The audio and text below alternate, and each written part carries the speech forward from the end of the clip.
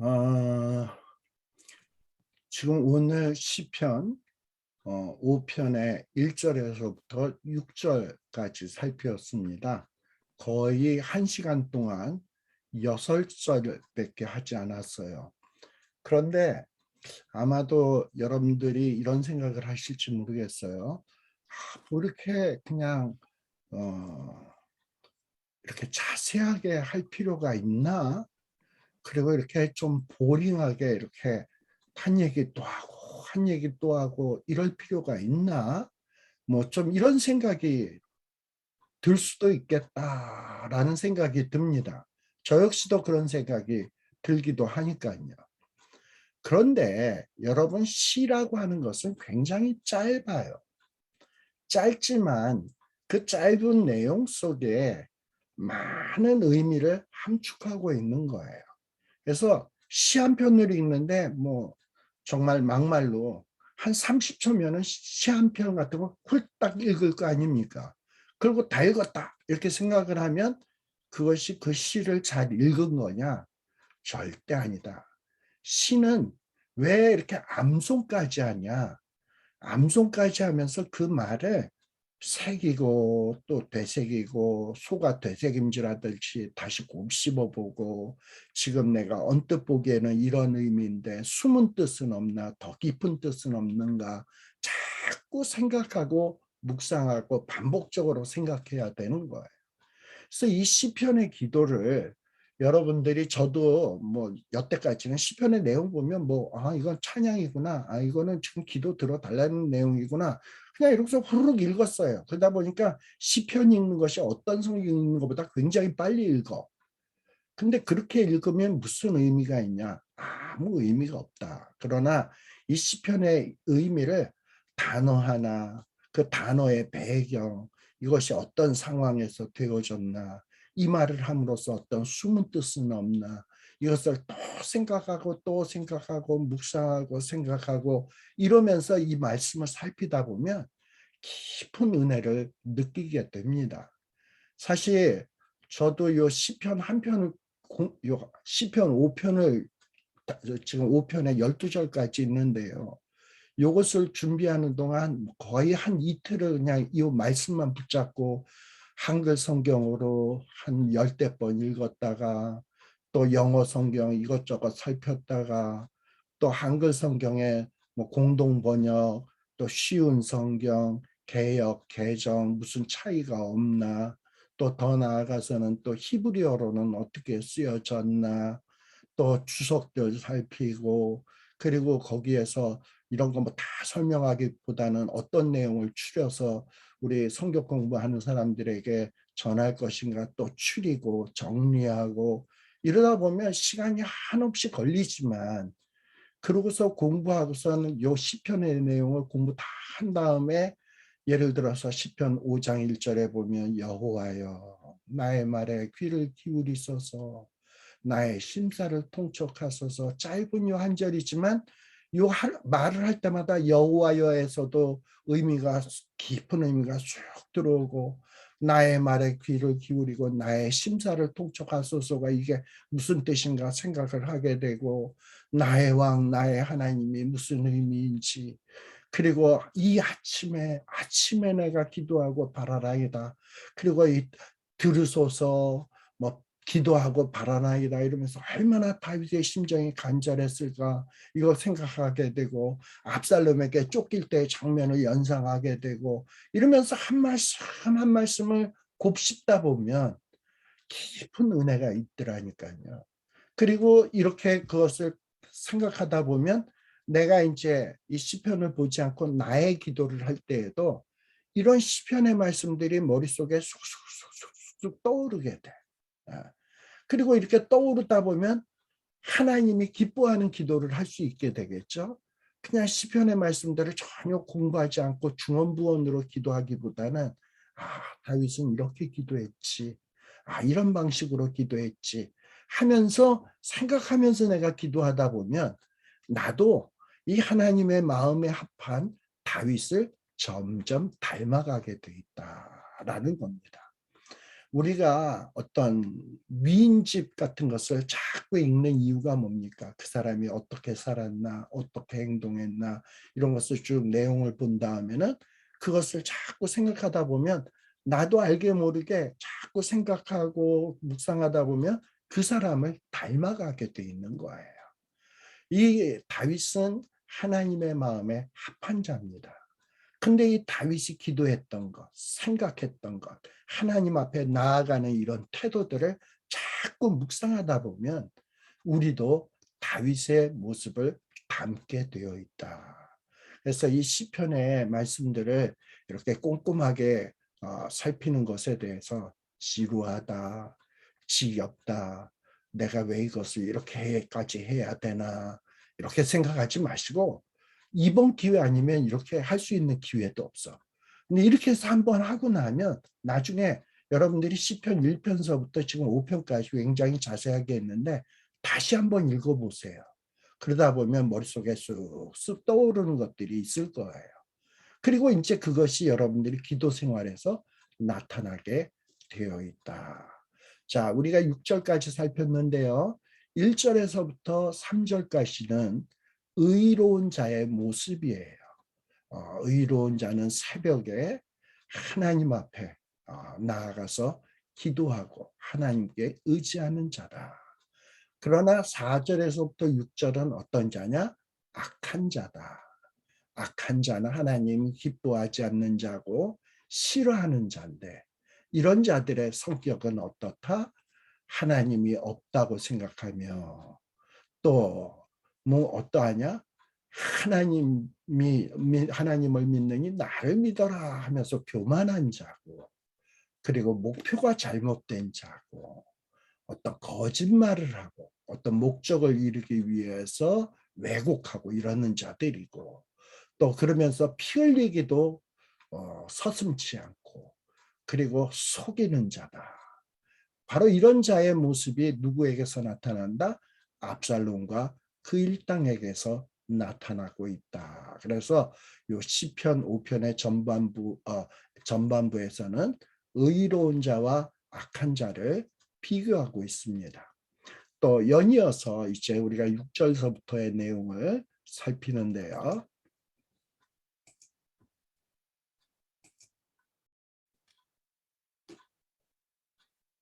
7절서부터 자, 앞에서도 1, 2, 3절 의인의 모습, 그 다음에 4, 5, 6 악인의 모습 나왔습니다만 7절에서 9절에도 의인과 악인의 성격을 서로 대비하고 있습니다. 자, 시편 5장 7절에 보게 되면 자, 의인은 어떤 자냐? 오직 나는 주의 풍성한 인자를 힘입어 주의 집에 들어가 주를 경외함으로 성전을 향하여 경배하리이다 라고 이야기하고 있습니다. 자, 의인은 하나님을 의지하는 자라 그랬어요. 네. 자, 다윗은 이 하나님 앞에 주의 집에 들어가서 주를 경외하고 주의 성전을 향하여 경배하겠다고 이야기를 하고 있는데 이렇게 주 앞에 나아가는 것은 어떤 자신의 의 그리고 어떤 자신의 선행을 힘입어서 주 앞에 나아가는 것이 아니고요. 우리가 주 앞에 나아갈 수 있는 유일한 길은 뭐냐? 주의 풍성한 인자, 주의 풍성한 인자를 힘입어서 주 앞에 나아갈 수 있습니다. 다윗은 그것을 알고 있는 거예요.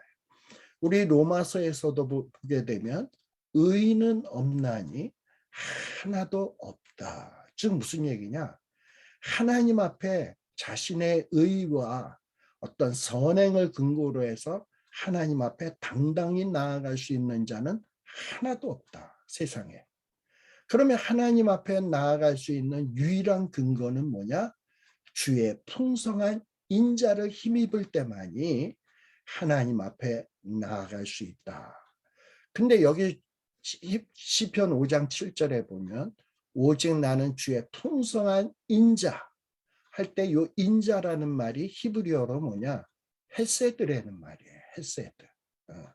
자, 이 헤세드라는 말은 일종의 충성이라는 말이에요. 그리고 계속적으로 변함없이 충성하는 그것이에요. 하나님은 우리에게 나는 너의 하나님이 되겠다.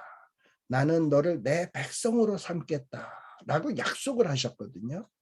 그 약속에 대해서 충성하시는 분이야. 사람들이 간사하게 하나님을 배반한다 할지라도 하나님은 배반 안 해.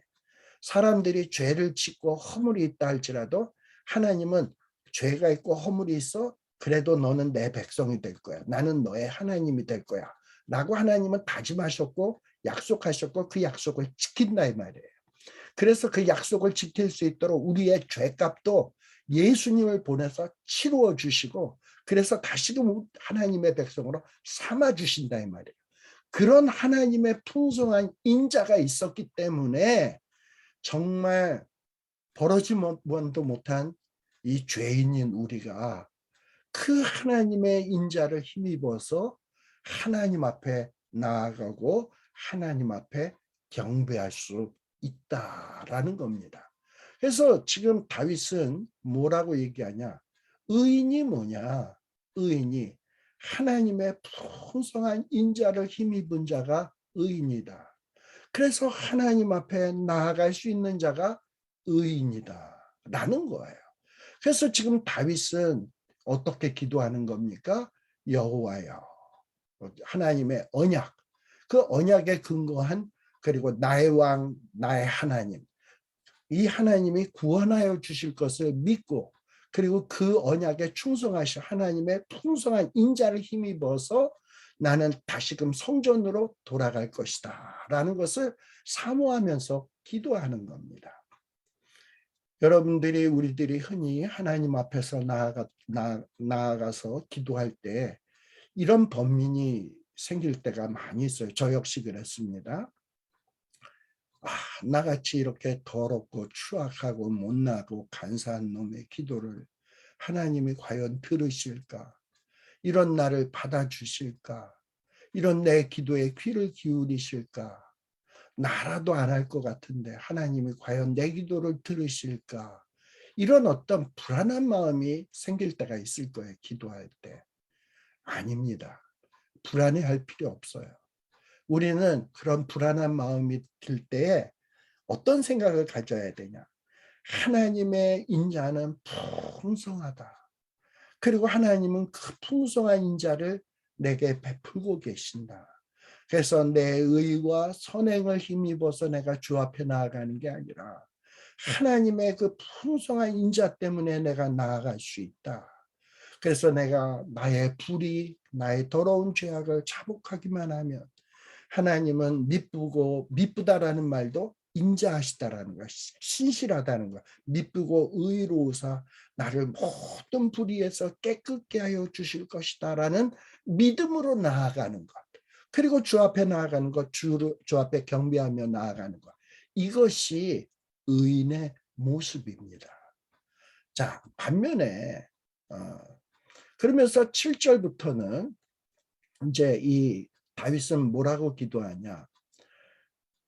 다윗은 자기가 죄인인 걸 너무나도 잘 알아요. 그러나 하나님의 풍성한 인자를 힘입어서 하나님 여호와여, 내가 지금 원수들로 인하여 쫓기고 고난당하고 있는데 나 죄인인 건 알지만 하나님의 그 풍성한 인자함을 내게 베푸셔서 인애를 베푸셔서 주의 의로 나를 인도하시고 주의 길을 내 목전에 곧게 하소서라고 기도하고 있는 겁니다. 당시의 위기 상황으로 볼 때 이 8절은 이 다윗이 원수들에게 사방으로 둘러싸여 있는 거예요. 정말 어찌할 도리가 없어. 자신의 힘으로는 헤쳐나갈 길이 없어. 근데 이런 다윗이 하나님께 뭐라고 얘기하냐?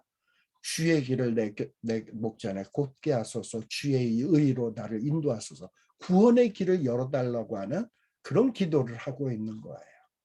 여기에 보면 주의 의로 나를 인도해달라. 이미 앞에서도 얘기했습니다만 이 주의 의는 어떤 뜻이냐? 일종의 구원과 관련되어 있어요. 구원.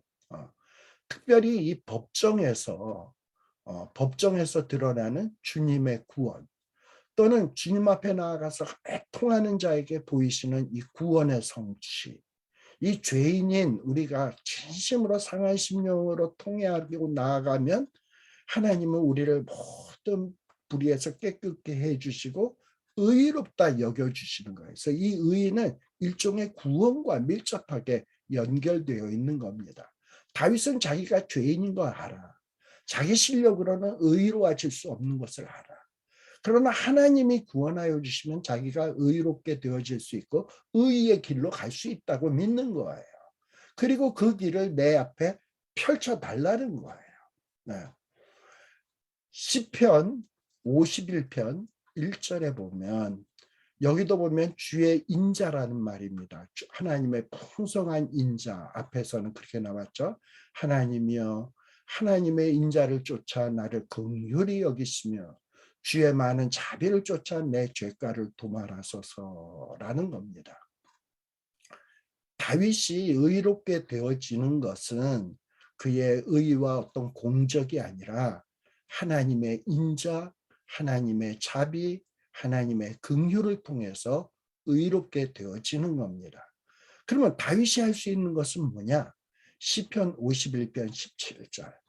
하나님이 구하시는 제사는 뭐다? 상한 심령이라. 하나님이여 상하고 통회하는 마음을 주께서 멸시치 아니하시리이다. 다윗이 의로워질 수 있는 유일한 방법은 상한 심령입니다. 그리고 상하고 통회하는 마음으로 주 앞에 나아가는 거예요. 이미 우리가 압살롬에게 쫓길 때 다윗이 울며 머리를 가리우고 감람산 위로 눈물을 뚝뚝 흘리면서 올라가고 있었어요. 그때 제가 뭐 했다고요? 다윗이 뭐 했다고 이야기했습니까? 아마도 상한 심령으로, 하나님, 내가 못된 죄를 지었더니 하나님이 이렇게 내 아들을 통해서 나를 치시는군요. 하나님, 저의 죄를 용서하여 주옵소서. 주의 우슬초로 나를 씻어 주시옵소서. 주의 보혈의 피로 나를 씻어 주옵소서. 그렇지 않고서는 내가 절대 의로워질 수 없습니다. 그러면서 주의 길로 인도하시고 주의 길을 내 목전에 펴소서 하고서 눈물을 뚝뚝 흘리면서 머리를 가리우고 올라갔던 거예요. 그랬더니 하나님이 어떻게 하십니까? 주의 의로 인도해 주시잖아. 감람산 위에 올라갔더니 누구를 만나게 하십니까? 후세를 만나게 하시고, 그리고 그 후세에게 어떻게 할 것인지 다윗에게 지혜를 주어서 후세가 예루살렘 성 안으로 들어가서 압살롬의 모사가 되어가지고 아이도벨과 대결을 통해서 그야말로 압살롬과 아이도벨의 그 계략을 패하는 이런 길을 하나님이 열어주지 않습니까? 이렇게 다윗의 상한 심령으로 나아갈 때 하나님이 미쁘고 의로우셔서 다윗의 죄악을 사하시고 다윗을 정말 구원의 길로 인도해 주시는 거예요. 이렇게 우리가 의로워질 수 있는 방법은 하나님을 바라보며 상한 심령으로 나아가는 거예요. 우리의 공적과 의를 의지하는 것이 아니라 하나님의 긍휼에 의지하고 하나님의 인자에 의지하고 하나님의 약속의 말씀에 의지하고 눈물로 나아가는 거예요. 이게 우리가 의로워질 수 있는 유일한 길임을 기억하셔야 합니다. 그래서 새벽 미명에 눈물로 하나님 앞에 나아가십시오. 그리고 하나님 앞에 상한 심령을 내어놓으세요. 내 심사를 통촉하여 주옵소서라고 간구하세요. 하나님은 우리의 상한 심령을 다 하시고 내 마음속의 생각을 살펴보시고 하나님의 마음에 합할 때 하나님은 우리에게 놀라운 구원의 길을 열어주시는 겁니다. 이런 것들을 우리의 삶의 남은 인생 속에서 정말 깊이 풍성하게 체험해 가야 되겠다. 이 주의 길이 뭡니까? 여호와께서 다윗에게 보여주신 구원의 길, 그리고 다윗의 미래에 그 앞에 펼쳐질 복된 길이에요.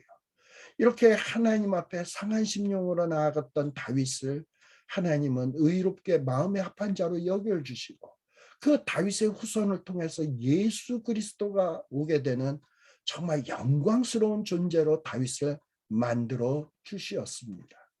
그리고 다윗은 이 악인들로 인하여 이 길이 구부러지지 않게 해달라고 간절히 기도하고 있습니다. 자, 다윗이 어떻게 하나님 앞에 상한 심령으로 나아갔는가? 시편 51편이 일종의 다윗의 참회의 기도 아닙니까? 이걸 보다 보면 다윗은 자기가 죄인인 걸 알아. 얼마나 끔찍한 죄를 지은 것을 알아. 그런데 나단이 자기 앞에 와서 탁 지적을 했을 때 납작 엎드려서 이미 이런 회개의 기도를 했어요. 그리고 아마 또 감람산으로 올라가면서도 눈물을 흘리면서 이런 기도를 하지 않았을까 싶어요.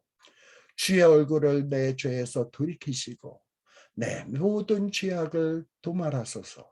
무엇에 근거해서? 하나님의 풍성하신 인자에 근거해서. 그리고 하나님이여 내 속에 정한 마음을 창조하시고 내 안에 정직한 영을 새롭게 하소서. 그리고 나를 주 앞에서 쫓아내지 마시며 주의 성실을 내게서 거두지 마옵소서. 다윗은 철저하게 하나님에게 의지하는 거예요. 하나님 없이는 못 사는 거예요. 주의 구원의 즐거움을 내게 회복시키시고 자원하는 심령을 주사 나를 붙드소서. 회복해 달라는 얘기죠. 그리하면 내가 이제부터는 범죄자에게 주의 도를 가르치겠습니다. 죄인들이 주께 돌아오게 될 것입니다. 하나님이여 나의 구원의 하나님이여 내가 피 흘린 죄에서 나를 건지소서. 다윗은 우리아를 죽였죠. 피 흘린 죄에서 나를 건지소서. 주여 내 입술을 열어주소서. 내 입이 주를 찬송하여 전파하리이다. 이러면서 하나님 앞에 눈물로 상한 심령으로 나아갔습니다. 이게 여호와를 의지하는 거예요. 이런 자가, 이런 어떤 회개의 기도가 있는 자가 의롭다 여김을 받는 겁니다. 완전히 의롭다라는 얘기가 아니에요. 의롭다 여김을 받는 거예요. 그리고 하나님이 의롭게 여겨주시는 거예요. 이것이 하나님의 마음에 합한 자의 모습인 겁니다. 이러한 모습으로 다윗은 날마다 새벽마다 특별히 힘들고 어려울 때 새벽마다 하나님의 도우심을 간구하고 있었던 것입니다. 자, 반면에 이것이 다윗의 의로운 자의 어떤 성격 모습이었다면 악한 자의 모습은 어떠하냐? 이 악한 자의 입에는 뭐가 없다? 신실함이 없고 저희의 심중은 심히 악하며 저희의 목구멍은 열린 무덤 같고 저희의 혀로는 아첨하니이다 라고 이야기하고 있어요. 다윗은 다시 한 번 더 악인의 성격을 지금 5, 6절에서 묘사하고 있어요. 9절에서 다시 한번 묘사하고 있어요. 이미 5, 6절에서는 약한 자의 모습을 일반적으로 묘사했는데 다시 한번 이 악한 자의 성격을 묘사하고 있어요. 자, 그런데 여기 보면 이 악한 자의 입에는 신실함이 없대요. 즉 신실함이란 뭐냐? 신빙성이에요. 믿을 만한 것. 근데 이런 악한 자에게는 신실함, 믿을 만한 것이 없다. 그리고 그 믿을 만한 것이 어느 한순간에만 믿을 만하고 그 다음엔 없고 이런 거는 신실하다고 안 해요. 한번 믿을 만했으면 계속적으로 신실해야 되는 거야. 바로 이것이 악한 자에게는 신실함이 없어요. 하나님 앞에 나는 하나님을 기쁘시게 하는 자가 되겠습니다. 하나님의 말씀에 순종하겠습니까? 하겠습니다. 했다면 그것이 믿을 만한 고백이어야 되고 그 고백을 했다면 계속 지속적으로 이어져야 돼. 그런데 악한 자에게는 그런 모습이 없다. 또 악한 자들은 어떠하냐? 마음속에 심히 악해서 목구멍은 열린 무덤 같고 저의 혀로는 아첨한다 그랬다. 무슨 얘기냐? 이 악인들은 어떤 근거 없는 비방 그리고 앞뒤가 맞지 않는 말로 의로운 자들을 괴롭히는 자예요. 이게 신실함이 없다라. 심중에 악하다라는 말은 마음속에 파멸로 가득하다라는 거예요. 이 악한 자들의 마음속은 남을 파멸시키는 거로 가득하기 때문에 악인들 속에서 쏟아내는 것은 상대방을 멸망시키는 것밖에 없어요. 네. 자, 그런데 이 시편 5장 9절의 요 말씀은요, 어디에서 인용되고 있는 말씀이냐? 신약 성경에 사도 바울이 로마의 교회에 보내는 편지 속에 기록되어 있습니다. 시편 5장 9절의 말씀을 다윗이 인용하고 있어요. 자, 이 로마서 3장 10절에 나오는데요. 무슨 얘기를 하냐? 기록한 바 의인은 없나니 하나도 없고 깨닫는 자도 없고 하나님을 찾는 자도 없고 다 치우쳐 한 가지로 무익하고 선을 행하는 자도 없나니 하나도 없도다 라고 돼 있고, 그 다음에 요 13절서부터가 바로 5장 시편 5편 9절의 인용입니다. 저희의 목구멍은 열린 무덤이요. 여기 저희의 목구멍은 열린 무덤 같고 그 혀로는 속임을 베풀며 저희 혀로는 아첨하나이다. 그 입술에는 독사의 독이 있고 그 입에는 저주와 악독이 가득하고 그 발은 피 흘리는데 더 빠른지라. 아마도 이 시편 5편 9절의 말씀을 더 확대해서 다윗은 지금 인용하고 있는 겁니다. 자, 그런데 여기에서 이 악인이 어떤 자냐라고 이야기하냐면 시편 3장 10절에 보면 악인은 어떤 자냐? 하나님을 찾질 않아. 하나님을 찾지 않는 자, 그 마음속에 하나님이 없는 자, 하나님을 필요로 하지 않는 자, 그리고 모든 사상에 하나님이 없는 자, 이런 자가 악인이에요. 그리고 그렇게 되다 보니까 그들은, 악한 자는 어떠하냐? 18절에 보면 저희의 눈앞에, 이 악인의 눈앞에는 하나님을 두려워함이 없어요. 이게 악한 자의 모습이야. 그러나 의로운 자는 어떻다고요? 하나님 앞에서라는 코람데오의 신앙을 갖고 사는 사람. 바로 이런 자는 의인이야. 그러니까 하나님에 대해서 어떻게 생각하느냐에 따라서 악인이 될 수도 있고 의인이 될 수도 있어요. 여러분, 하나님이 살아계셔서 불꽃 같은 눈으로 여러분들의 일거수일투족을 오늘도 지금도 지켜보고 계신다는 사실을 분명히 믿으십니까? 그리고 그 믿음에 근거해서 여러분들의 지금 생활과 행동이 이루어지고 있습니까? 그거를 꼼꼼히 한번 생각해 보세요. 요셉은 보디발의 아내가 유혹을 할 때 내가 어찌 하나님 앞에서 득죄하리요 하면서 이 보디발의 아내가 옆구리 콕콕 찌르면서 유혹할 때 옷을 냅다 집어던지고 도망을 했습니다.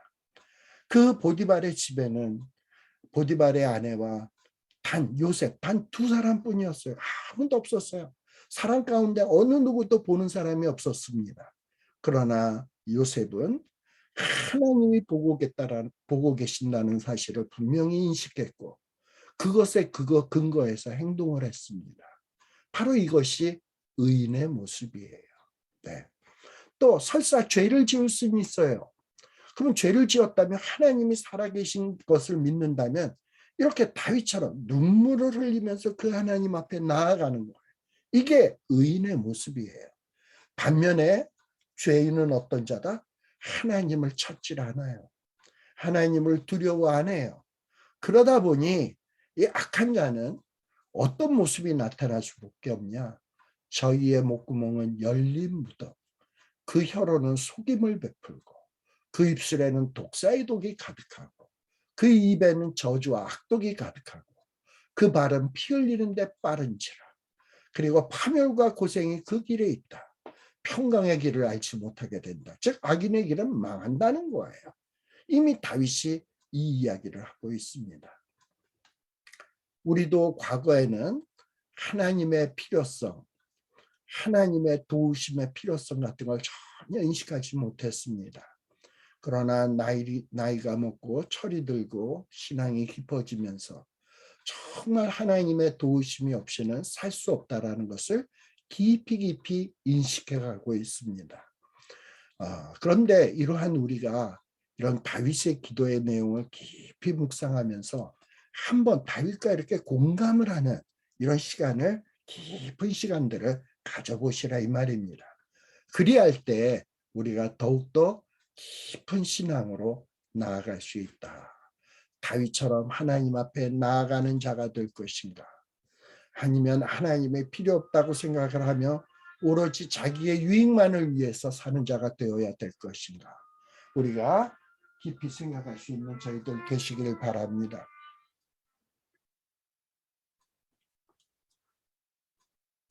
자, 그 다음에 이제 마지막 부분입니다. 이제 의인과 악인의 성격을 이야기했다면 10절에서부터 12절에서는 의인과 악인의 성격이 아닌 운명에 대해서 설명을 하고 있습니다. 자, 그런데 여태까지는 의인이 앞에 나오고 악인이 뒤에 나왔습니다만 이제는 어떻게 되냐? 악인의 운명이 먼저 나오고 의인의 운명이 뒤에 나옵니다. 자, 5장 10절에 보면 하나님이여 저희를 정죄하사. 자, 저희가 누굽니까? 지금 다윗을 괴롭히는 악인들을 정죄하사. 자, 이 정죄하사라는 말은 어떤 뜻이냐 하면은 벌하소서. 이 악인들을 벌해달라는 거예요. 그리고 악인들이 행하는 그 죄값을 받게 해달라라는 이런 뜻입니다. 하나님이여 저희를 벌하소서, 저희들이 죄값을 받게 하소서. 그러면서 이렇게 보시면 돼요. 그리고 자기의 꾀에 빠지게 하시고 그 많은 허물로 인하여, 여기서 말하는 이 허물이라는 단어도 히브리어 원문에는 반역, 거역이라는 뜻이에요. 1차적으로 이 반역과 거역은 누구냐? 하나님에 대한 반역, 하나님에 대한 거역이에요. 그리고 2차적으로는 뭐냐? 하나님이 세우신 왕권을 지닌 다윗에 대한 반역, 거역이에요.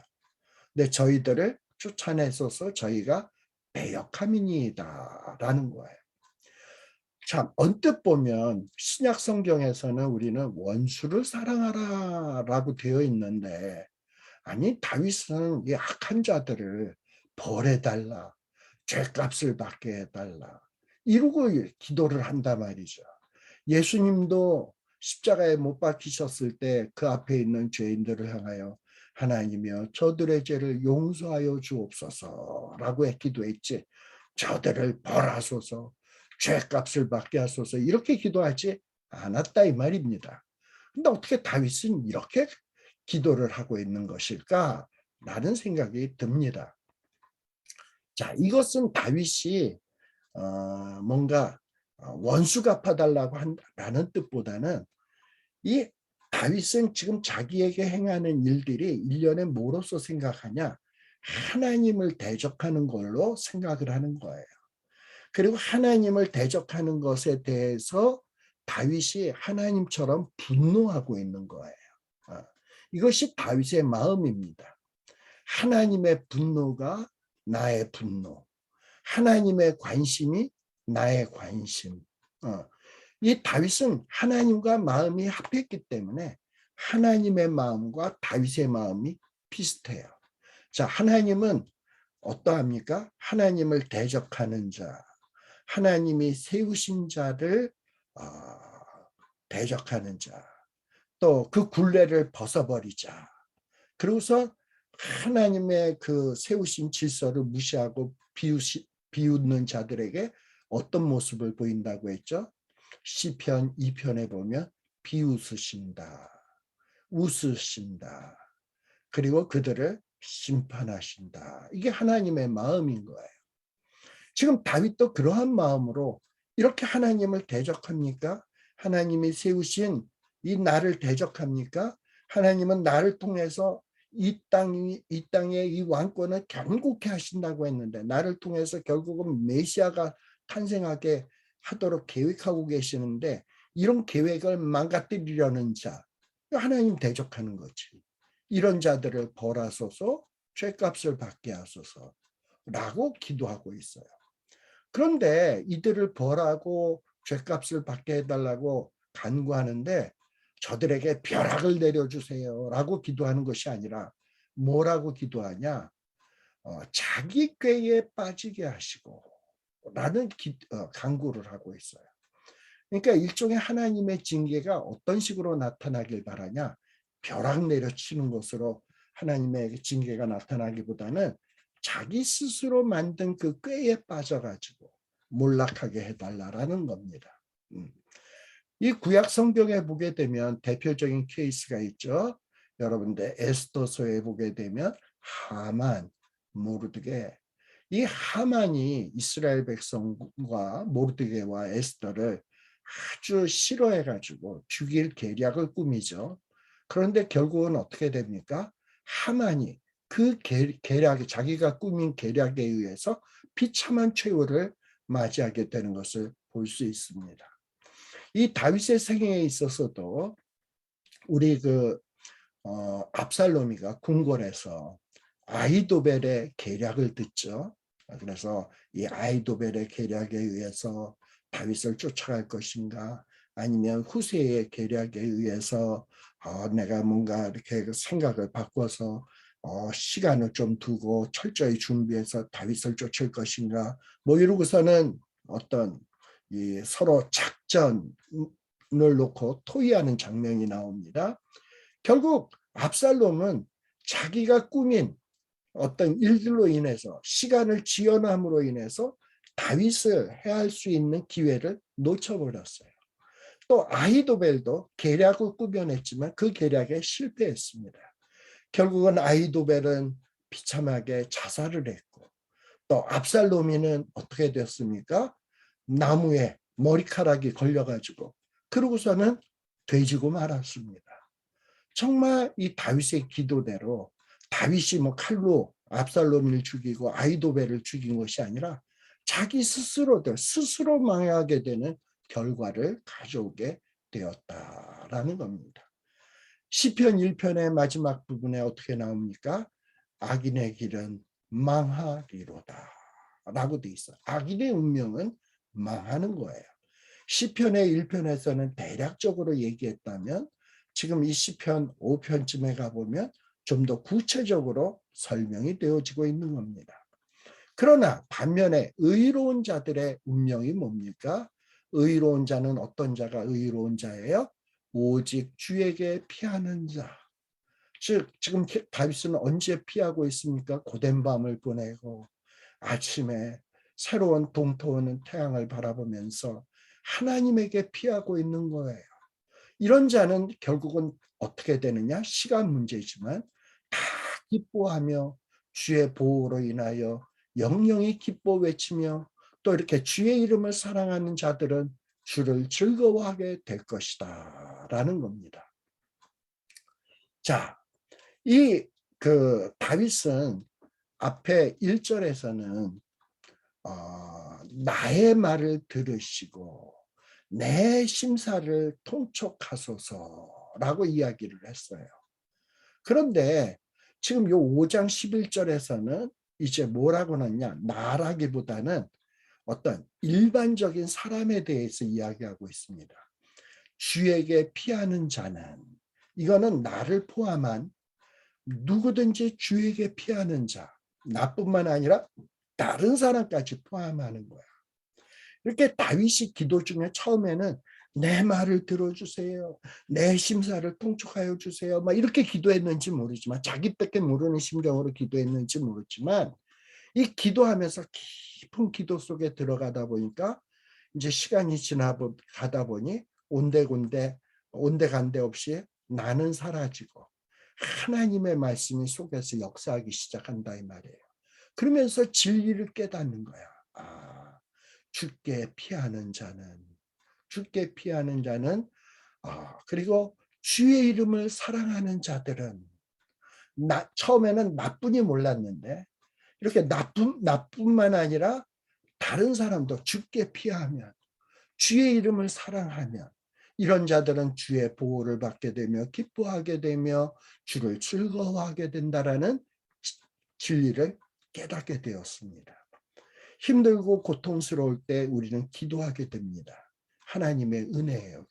그러니까 고통을 통해서 내가 기도하게 될 수 있었다면 그 고통은 은혜입니다. 그리고 기도하다 보면 뭘 깨닫느냐. 처음에 힘들고 어려워서 기도할 때는 나뿐이 몰라. 그랬는데 기도를 깊이 하다 보면 하나님의 말씀이 떠올라지면서 온데간데 나는 사라지게 되며 하나님의 말씀이 막 내 마음속에서 요동치기 시작해. 그러면서 역사하기 시작하다 보면 찬양이 나와. 기뻐하게 되고 기뻐 외치게 되며 그러면 하나님의 이름을 즐거워하게 된다. 이 말입니다. 이런 모습은 시편 곳곳에 정말 천지로 곳곳에 나타나는 내용입니다. 앞으로 이제 많이 살피게 될 겁니다. 특별히 여기에 보면 주의 이름을 사랑하는 자라고 되어 있습니다. 주의 이름을 사랑하는 자들은 주를 즐거워한다라고 되어 있습니다. 자, 주의 이름을 사랑하는 자. 이게 무슨 뜻입니까? 아, 예수님, 여호와, 나 그거 사랑해. 이게 주의 이름을 사랑하는 게 아니에요. 주의 이름을 사랑한다라는 것은 이 주의 이름이 의미하는 바가 뭐지? 이것을 올바로 깨닫고 그 소중함을 아는 것이 사랑하는 것입니다. 알아야 사랑하지 알지도 못하면서 사랑합니다. 사랑합니다 하면 그는 입술만 나불거리는 거예요. 그럼 주의 이름이 뭐길래 주의 이름이 의미하는가가 뭔가 그리고 그것을 깨닫는다는 게 뭔가 하는 것을 우리는 생각해 볼 필요가 있습니다. 출애굽기 3장 13절에 보면 이런 내용이 나옵니다. 모세가 하나님의 어떤 사명을 받고 이스라엘 백성들을 구원하기 위해서 애굽 땅으로 가죠. 그런데 모세가 걱정거리가 생겼어요. 그래서 하나님에게 질문을 합니다. 하나님, 내가 이스라엘 백성들을 구원하러 애굽 땅에 가면 이스라엘 백성들이 나에게 이야기하기를 야, 너 누가 보내서 왔어? 너 누가 보내서 왔어? 얘기하면은 사람들이 너희 조상 하나님이 나를 보내서 온 거야 라고 얘기하면 그 이름이 뭔데? 그럼 내가 뭐라고 사람들에게 이야기를 해야 됩니까? 라고 질문하는 내용이에요. 그때에 하나님이 뚱딴지 같은 말씀을 하십니다. 내가 이스라엘 백성들에게서 누가 보내서 왔어? 그 하나님의 이름이 뭐야? 이러고 이스라엘 백성들이 물으면 내가 뭐라고 대답해야 됩니까? 그랬더니 하나님이 자기 이름을 계시하십니다. 성경에서 이름은 그 존재 그 자체예요. 근데 하나님이 자기 이름을 계시한다는 건 하나님이 어떤 존재인가, 어떤 분이신가를 보여주는 겁니다. 그러면서 하나님이 모세에게 너 이스라엘 백성들에게 가서 누구냐고 물어보면 이렇게 얘기해라. 나는 스스로 있는 자니라 라고 얘기를 하라는 거예요. 그러면서 스스로 있는 자가 나를 너희에게 보냈었다 하라 이렇게 얘기하라는 거예요. 우리가 우리말 성경에 스스로 있는 자니라라고 얘기하니까 하나님은 스스로 자존하시는 분이로구나 뭐 이런 뜻으로 생각하기 쉬운데 원래 히브리어에서는 이 말의 뜻은 뭐냐면 히브리어로 에흐게 아세르 에흐예라는 말이에요.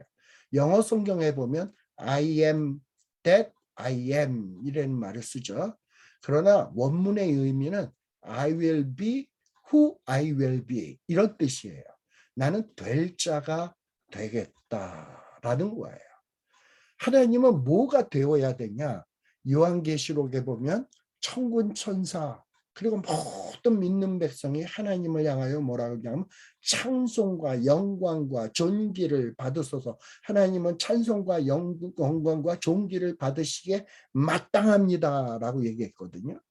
그러니까 하나님은 어떤 분이 되셔야 되냐?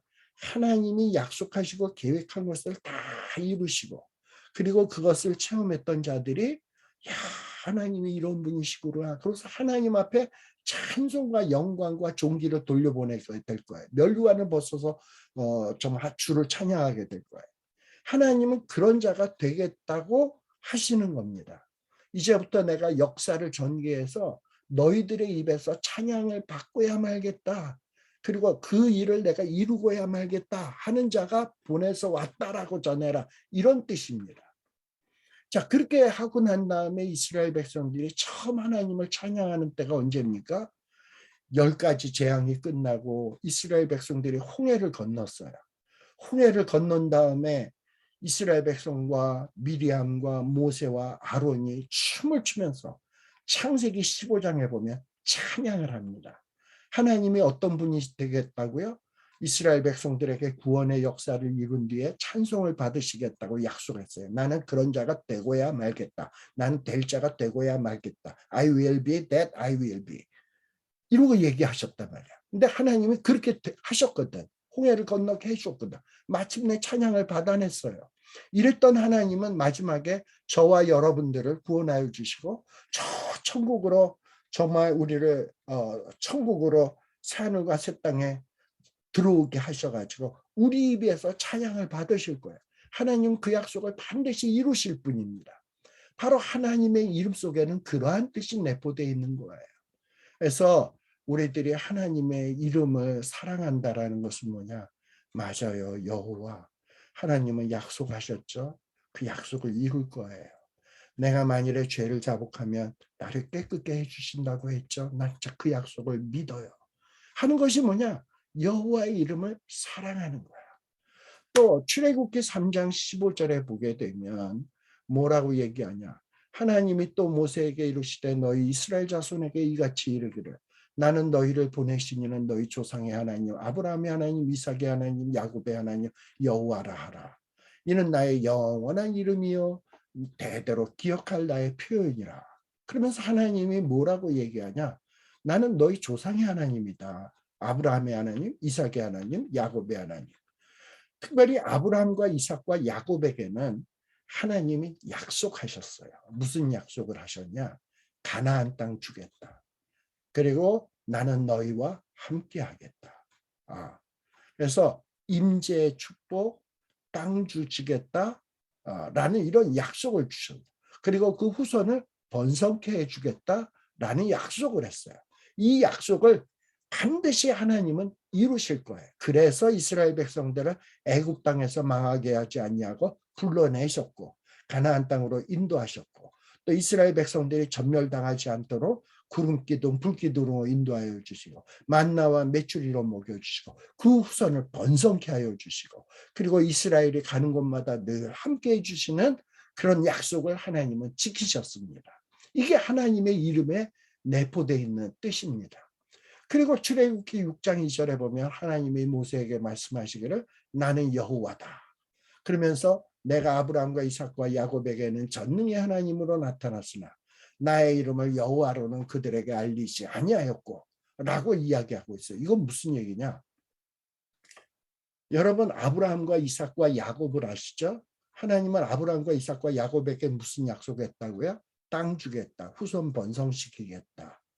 그 다음에 또 무슨 약속이라고 그랬죠? 땅 번성시키겠다. 임재, 하나님이 함께하겠다라는 약속이에요. 근데 아브라함과 이삭과 야곱에게 땅을 주겠다고 약속을 했습니다만 그 약속이 아브라함, 이삭, 야곱 때 이루어졌나요? 가나안 땅을 전체 다 정복을 했나요? 아브라함, 이삭, 야곱 때? 정복 못했죠.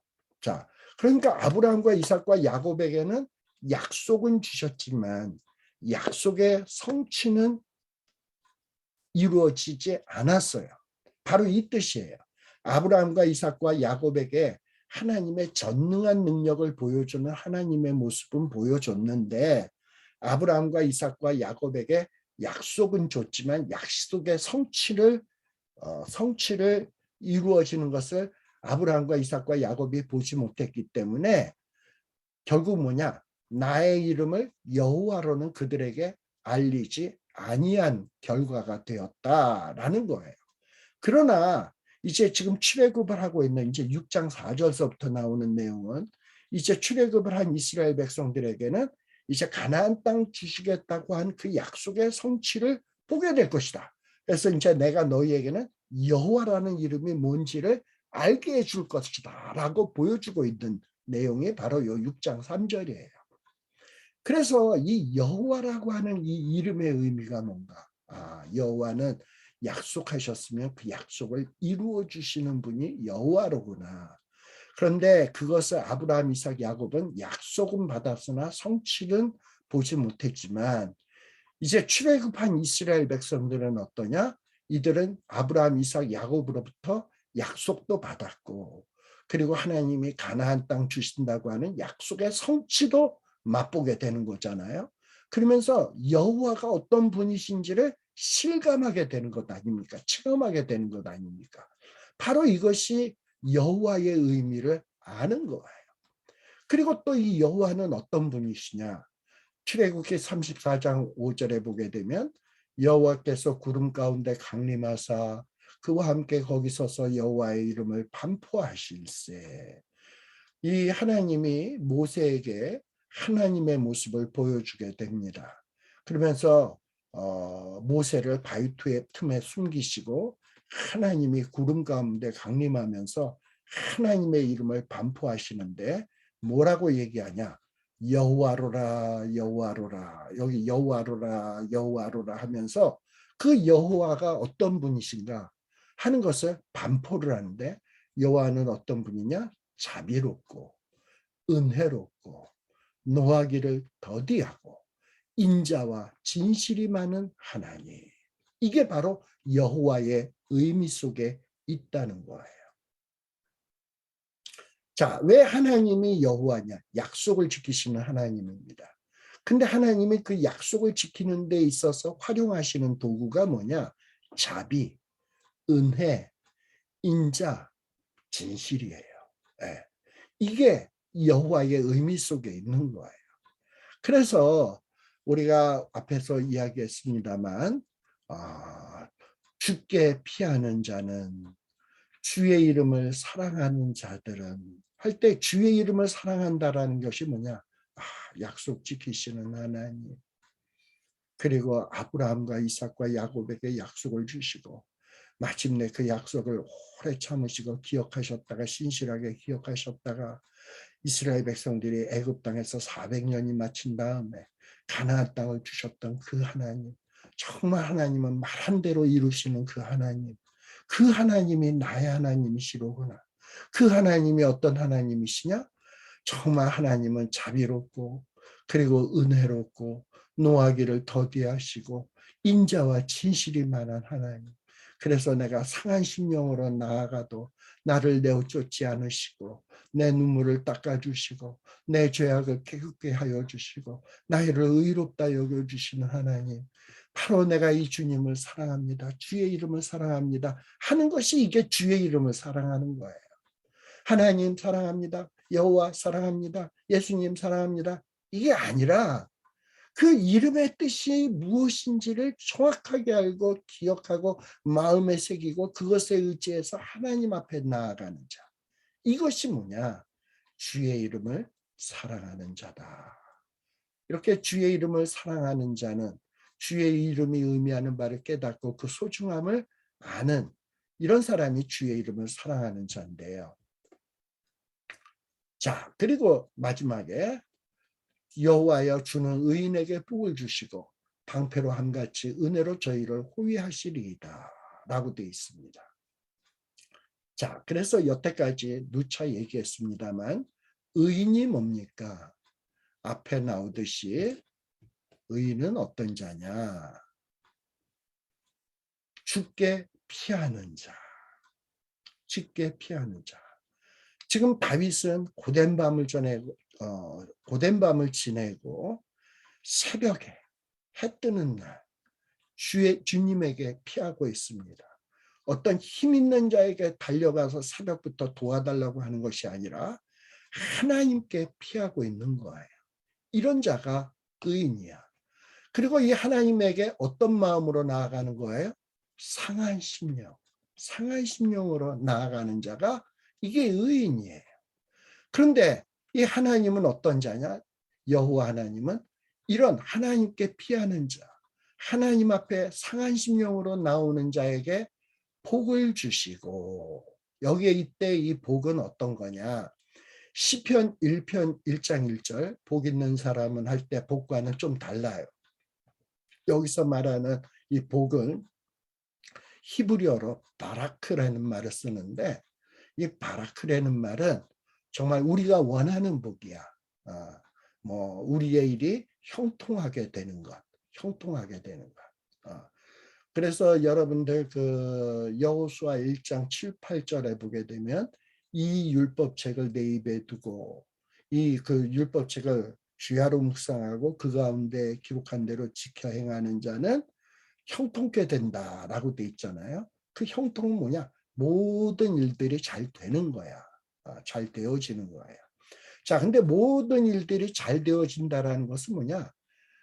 그 잘 된다라는 것의 의미가 뭐 돈 많이 벌고 출세하고 부자가 되고 뭐 권력을 얻고 이런 것을 얘기하는 것이지, 형통이 아니라 진짜 형통은 하나님이 함께 하는 거예요. 형통은 하나님이 함께 하는 거예요. 요셉이 어떤 사람이냐? 하나님이 함께하는 자가 요셉이에요. 그래서 이 요셉은 형통케 되었어요.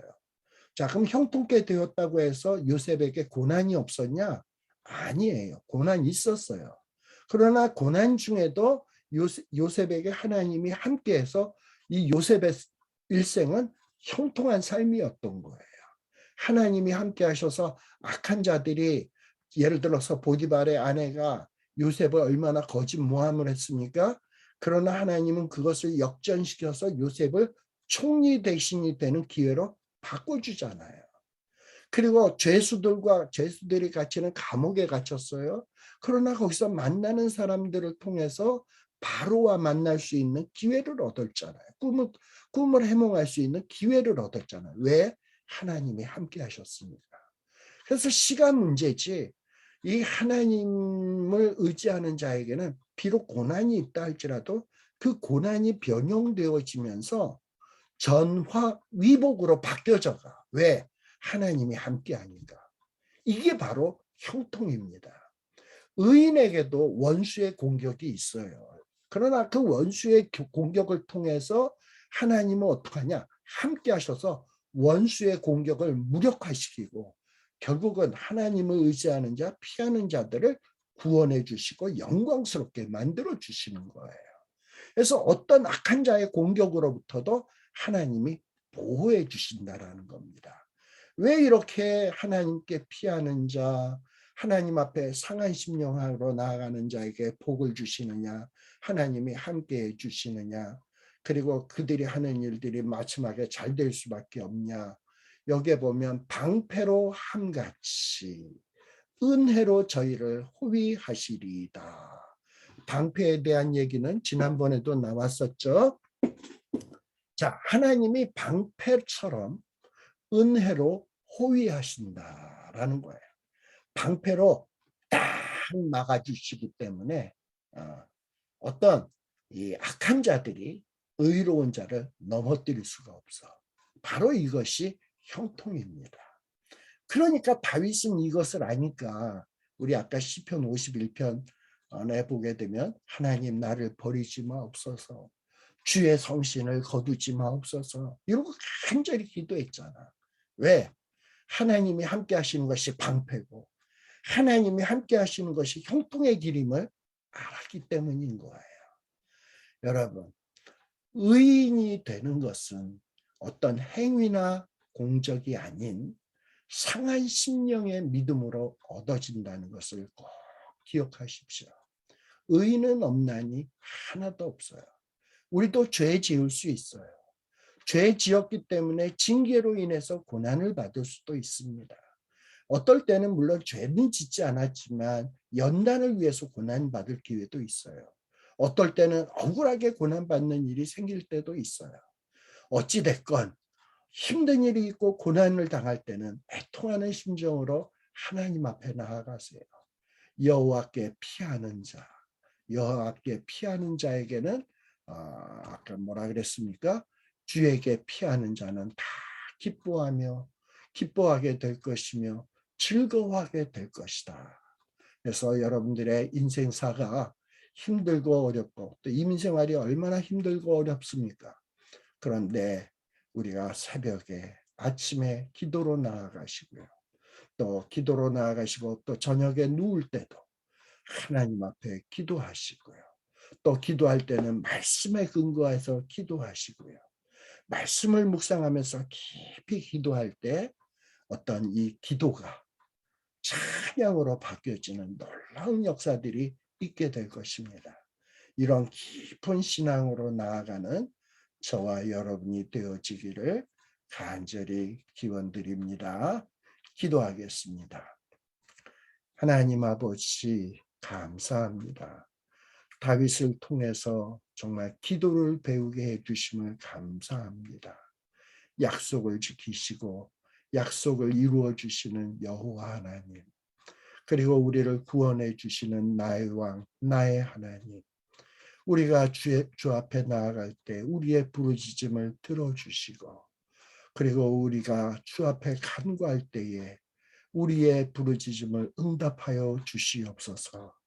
그리고 그 기도할 때에 깊은 하나님의 이름의 뜻, 하나님의 그 계획을 깨닫게 하여 주시고, 그리고 그것으로 인하여 정말 기뻐하며 즐거워하며 하나님 앞에 찬양하며 나아가는 이런 체험들을 풍성히 체험하는 저희들이 되게 하여 주시옵소서. 그동안은 시편의 말씀들을 수박 겉핥기식으로 읽었는지 모르지만 이제는 한 말씀 한 구절 한 단어 한 단어까지 씹고 그리고 되새김질하고 정말 크게 하여서 이 시편의 기도가 나의 기도가 되게 하여 주시고, 이 시편의 찬양이 나의 찬양이 되게 하여 주시옵소서.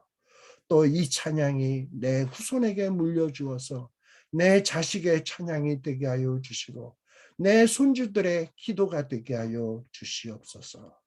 다윗이 후손들에게 정말 하나님의 마음에 합한 자로 모범을 보이셨듯 우리도 주께 피하며 주를 의지하며 우리의 후손들에게 귀한 신앙의 아버지, 신앙의 어머니가 되게 하여 주시옵소서.